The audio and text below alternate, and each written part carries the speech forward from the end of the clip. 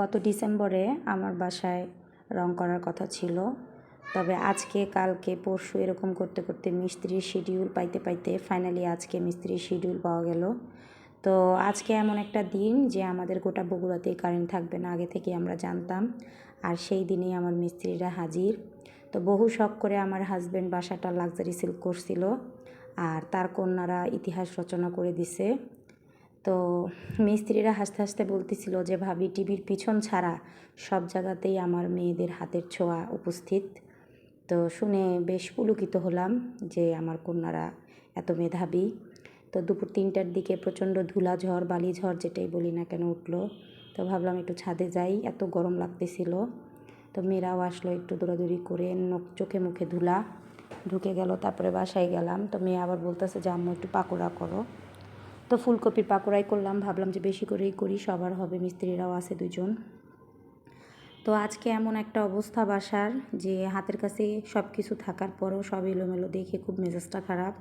তার মধ্যে আমার প্রচণ্ড ডাস্ট অ্যালার্জি সমস্যা, সেই জায়গা থেকে তো ঘর বাড়ি এলোমেলো নোংরা, তার মধ্যে পানি নেই।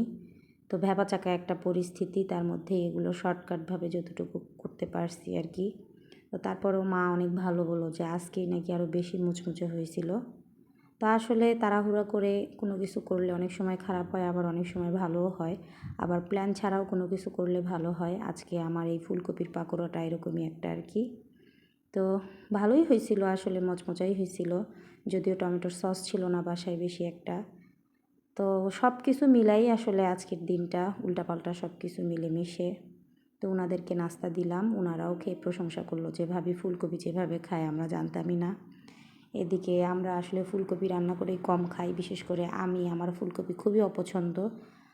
আমার হাজব্যান্ড তো একটা খাবে প্রথম যেদিন উঠবে বাজারে, তারপরে আর সে ফুলকপি দেখলে তার মেজাজ খারাপ হয়ে যায়। ফুলকপি বাঁধাকপি সে ধার দিয়েও হাঁটে না। তো এইভাবে করলে তো বাসার সবাই খায়, যদিও সে ছিল না, আমরাই 4-5 জন খেয়েছি, বাচ্চারা সহ আর কি। তো গরম তেলে ভাজলে ভালোই লাগে, ডুবু ডুবু তেলে। তো ঘরের অবস্থা এত খারাপ যে মানে হাঁটার মতো জায়গা নাই, সব কিছু এলোমেলো, আমার তো মাথা ঘুরতেছিল।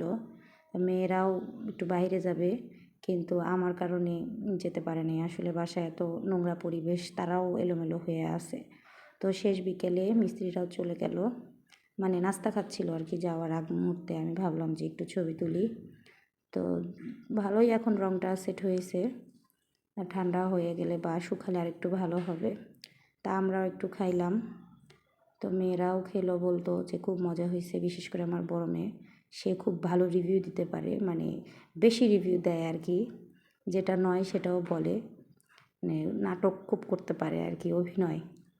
এই তো আমাদের দিনকাল।